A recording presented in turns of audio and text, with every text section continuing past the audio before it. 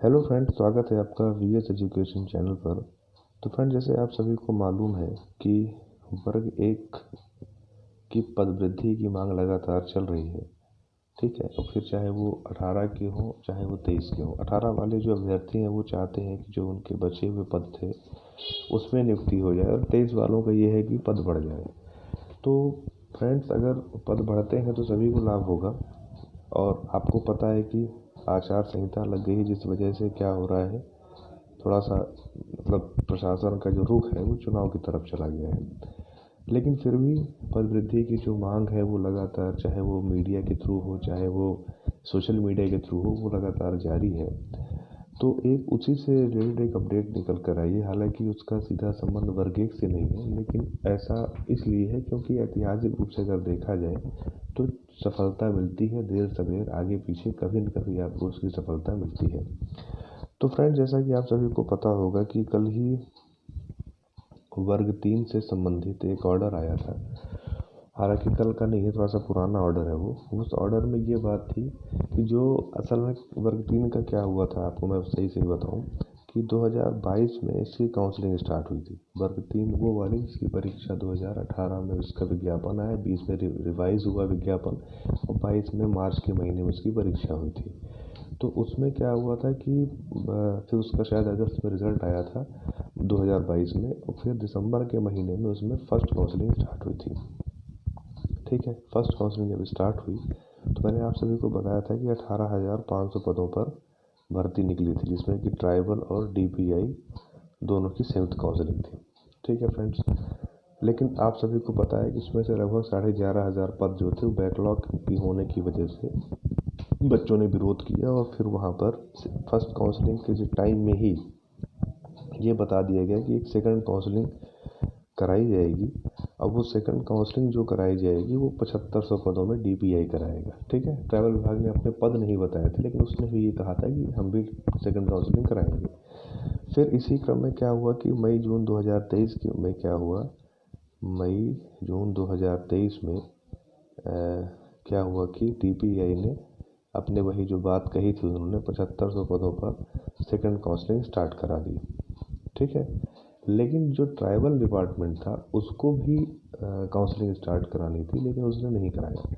इसमें ये बात हो गई थी कि चूँकि संयुक्त काउंसलिंग होनी थी, मतलब डीपीआई और ट्राइबल की संयुक्त काउंसलिंग होनी थी, इसलिए ट्राइबल ने ये बोला कि पहले डीपीआई अपना काउंसलिंग कंप्लीट करा ले और उसके बाद अपनी काउंसलिंग कराएंगे। ठीक है, क्योंकि काउंसलिंग की प्रोसेस क्या होती है कि सबसे पहले आपका जो भी बच्चे होते हैं उनसे दस्तावेज अपलोड कराया जाता है। दस्तावेज अपलोड कराने के बाद फिर उनको कहा जाता है कि आप लोग अपने डॉक्यूमेंट वेरिफिकेशन के लिए जगहों का चुनाव करिए कि आप किस जगह पर, मतलब मध्य प्रदेश के 51, 52, 53, 54 जो भी ज़िले हैं उसमें किस जगह पर आप अपना दस्तावेज सत्यापन कराना चाहते हैं, उस जगह का चूज़ करना। थर्ड प्रक्रिया में क्या होता है कि उन दस्तावेजों को सत्यापन के लिए जो जगह चूज़ की जाती है वहाँ पर कैंडिडेट को निर्धारित समय, निर्धारित स्थान, निर्धारित दिन में उनको बुलाया जाता है। वो वहाँ पर जाके दस्तावेज सत्यापन कराते हैं। कुछ दस्तावेज सत्यापन में बाहर हो जाते हैं, और फिर कुछ मतलब उसमें जो सत्यापन में सही पाए जाते हैं उनको आगे प्रोसीड किया जाता है। आगे की प्रक्रिया में क्या होता है कि वो लिस्ट जारी की जाती है, मेरिट लिस्ट आती है, जितनी सीट्स होती हैं उसकी मेरिट लिस्ट आती है। ठीक है, और उसके अलावा 25% यहाँ पर वेटिंग की लिस्ट आती है। ठीक, तो अगर ऐसा हो सकता है कि मान लीजिए कि बहुत बच्चे ऐसे हों जो मान लीजिए ज्वाइनिंग नहीं लेते हैं, तो उनको फिर से हटा के वेटिंग वालों से ले लिया जाता है। अब ट्राइबल ने ये सोचा कि पहले डीपीआई अपना करा ले। ठीक है, ट्राइबल डिपार्टमेंट ने ये सोचा कि डीपीआई अपनी लिस्ट से अपना करा ले वेरिफिकेशन और ज्वाइनिंग भी दे दे। जो ये 25% वेटिंग बच रही है, लगभग उतनी ही सीट उनके पास अवेलेबल थी, तो उन्होंने बोला कि हम इसकी काउंसलिंग करा लेंगे। तो फिर ये काउंसलिंग हाल फिलहाल, मतलब पिछले साल की मैं बात बता रहा हूँ, तो तब ना होकर ये काउंसलिंग लटकती रही। बच्चे आंदोलन किए, बहुत ज़्यादा अपनी डिमांड किए कि वो ट्राइबल की काउंसलिंग कराई जाए। हालांकि वर्ग 3 के जो अभ्यर्थी थे उनकी मांग तो ये थी कि 51,000 पदों पर भर्ती की जाए। ठीक है, उसका कारण ये था कि 2 लाख बच्चे पास थे और सीट भी लगभग 1.25 लाख के आसपास सीट थी, मतलब 1.5 लाख के आसपास सीट थी वहाँ पर।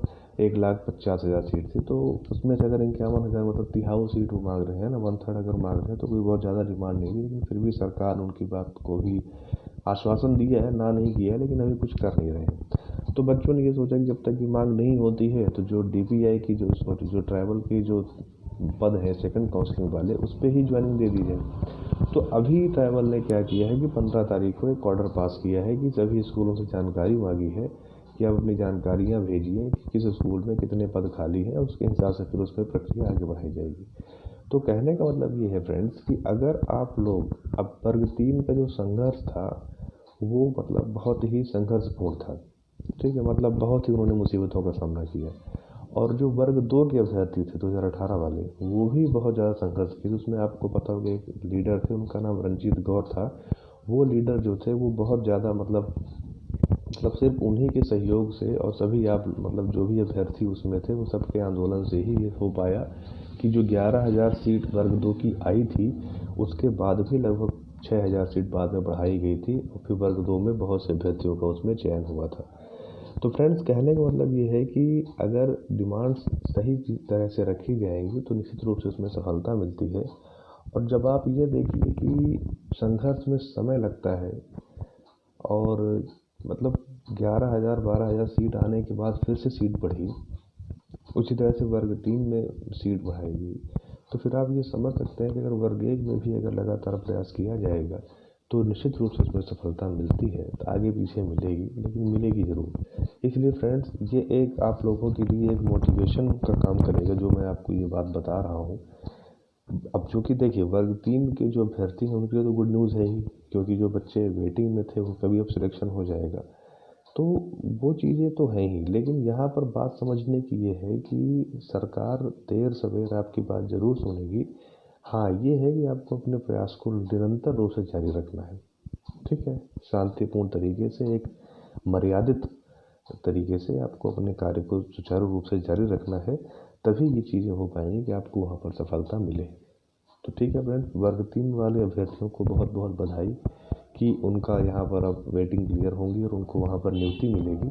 और वर्ग 1 वालों को अग्रिम शुभकामनाएं कि वो अगर अपने प्रयास को जारी रखते हैं एकजुट होकर तो निश्चित रूप से उनको देर सवेर सफलता मिलेगी। इस चीज़ का पूर्ण विश्वास आप रखिए और सकारात्मक रूप से आगे बढ़िए। Thank you.